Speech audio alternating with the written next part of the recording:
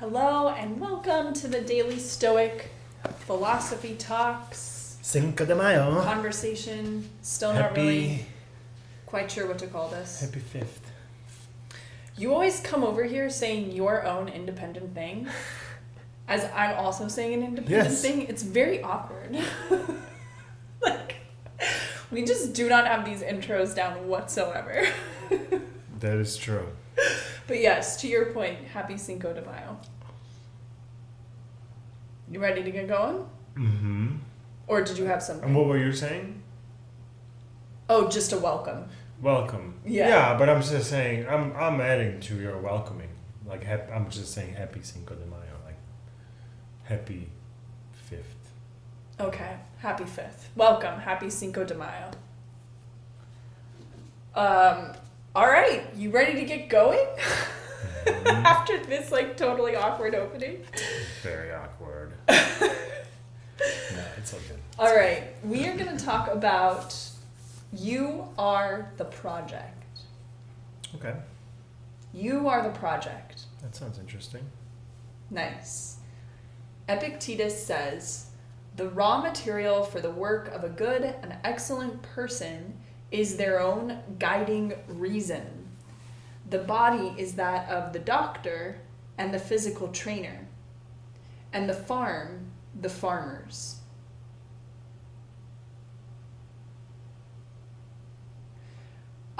Okay. The raw material for the work of a good and excellent person is their own guiding reason. Mm-hmm. So we need to be able to think clearly as a building block of becoming a good and excellent person. Mm-hmm. Yeah, makes sense. And then the rest of his quote is an analogy, basically. Mm-hmm. So he's saying the body is the raw material for the doctor and the physical trainer. Mm-hmm. And the farm is the raw material for the farmer. Yes. Basically, be reasonable, like have good, solid reasoning. Mm-hmm.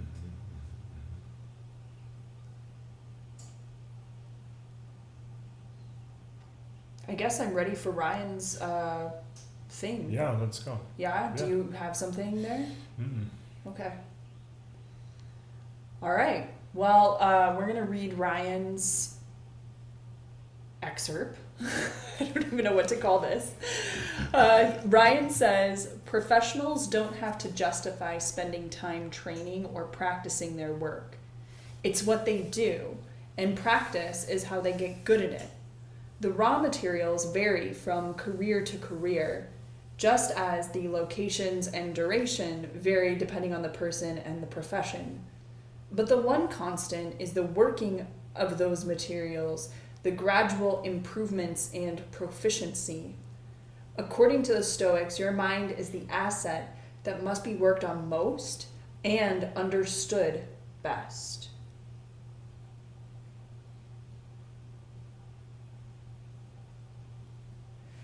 Interesting. So there's a flavor in here he brings to it, which is the practice element, so that we're using the raw materials, practicing with them, so that we get the gradual improvements in proficiency. That makes sense. Yeah, the practice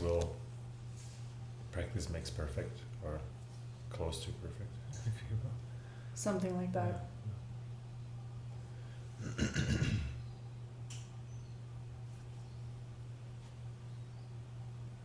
Trying to think of what to take from this today. We're in part 2 of the book, which is the discipline of action. And this month's theme is right action. You are the project, and their actions, and you are the project is the title of this. So it's like, the title actually speaks to me more than the quote or the explanation of all of it. Yeah, me too. It's just like the project, the things that. What's project? Well, project is something that starts and it has a start point and an end point, and what's in between the start and end point, a bunch of tasks. bunch of to-dos, Right. right? And so like, yeah, like, oh, okay, like I have all these to-dos for myself, you know what I mean? Somehow, like treat your so like a farmer would have all these to-dos on their farm or something. So it's like something to that. So How then it's making sense. What me. would our to-dos be? If the goal is to get to a place where our reason is optimal, we're seeing things as clearly and as close to reality as they actually are, what does the to-do look like that gets us closer to that? That's a good question, because I feel like that it might be different to-do lists for different people depending on where and what type of a project you're on, which like aka what kind of life you're living. Yeah. Right? So it's like, but nevertheless there are to-do lists or to-do items there, and like maybe what it is like the takeaway for me maybe is like oh, this is in fact this is a project, therefore there is a bunch of to-dos internally or externally, which might create kind of like a motivation or some sort of like a discipline thing. Like it might help with the discipline in the way that it's like, well, of course there's a bunch of to-dos, like, yeah, you gotta go have to do them, like, oh yeah, okay, I get it, like this life is a project that needs to be constantly worked on, so of course it's full of tasks that needs to be done, right? So why, So you're saying you don't know what the to-dos are, but you're thinking that knowing that there are to-dos is a helpful thing to know, because then you can be I look for them or something. You can be more disciplined about doing them rather than thinking, this to-do is inconveniencing me, or whatever you might be predisposed to think. I don't want to do it. Right. Yeah, I don't want to do it. This is dumb. I shouldn't do this. I can just not do it. Yeah. But no, it's there to be done because that's this thing, right? It's coming up. Yeah. Right. I'm not saying you have to do everything, but to do, and in this particular context, to do is not like I have my laundry. Like that's not the to do, and I mean you could extrapolate it, I guess, out to like literally everything that you have to do in life. But this is like specifically about the to-dos pertaining to seeing things correctly and getting my perspective on myself, the world, and my place in it into the most optimal state that it can be in. Like that's my life's task. Yeah. And what was interesting actually in the conversation I had with Stas earlier today, she posited something that was like first you have to get yourself squared away about the past. Like letting go of your grudges, letting go of the ways in which you feel victimized or wronged by other the people, mistakes you made, and or even like the things that you're holding against other people from the past. And so her theory is like, before we can even start to look at the present or the future and try to behave better right now or tomorrow, we have to reframe and get everything about our past into the right point of view and perspective, because that's what's going to help us close the gap on being able to do it in the present moment, or being able to even anticipate something in the future in the right way with the right frame of mind about the whole thing. And I thought that was interesting that she brought that up today. Yeah, that's cool. Because she was talking about how she's writing about her grad school experience, and so she's like 6 years out of grad school at this point. And the way that she's writing about it, when she reads it back, she's like, ooh, like this is not the right way to be thinking about this situation.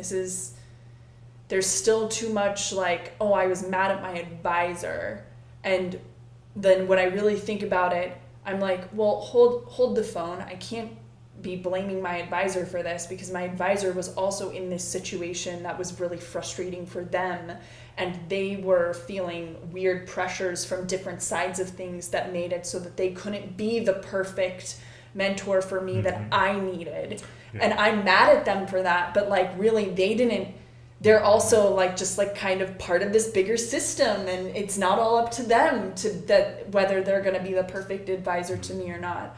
And so that was like sort of like a moment with that, and I was expressing to her how similarly I feel about my mom, because every time I write the story of my mom, there's moments of it that I look at and I'm like, ooh, like that point of view has not been evolved enough where I am confident that I'm seeing the situation clearly. Or like, differently from how you... As if I were like just a third party with a bird's eye perspective into a situation, and I could see the different players moving on the board. I'm not telling that story. I'm telling a different story from the point of view of one of the characters who's saying, ouch, this hurt, this person did this to me, I didn't like that, I can't forgive this. And so there's a lot of up-leveling I need to do, or like reframing the memory so that I can just feel clear about the past. I don't want to feel burdened by it. I don't want to feel like I'm carrying it forward with me. I want to feel like I see it for what it is. I appreciate it for the lessons that it taught me. And I can, because as long as I'm feeling victimized by it, I'm not taking my lesson. I'm not taking away like, oh, and this is how I made my life better from all of this chaos, you know? I'm still in that resentment sort of relationship to it. So I'm connecting that conversation that Stas and I had this morning also with this. Yeah. It shows up everywhere. Yeah, that's great.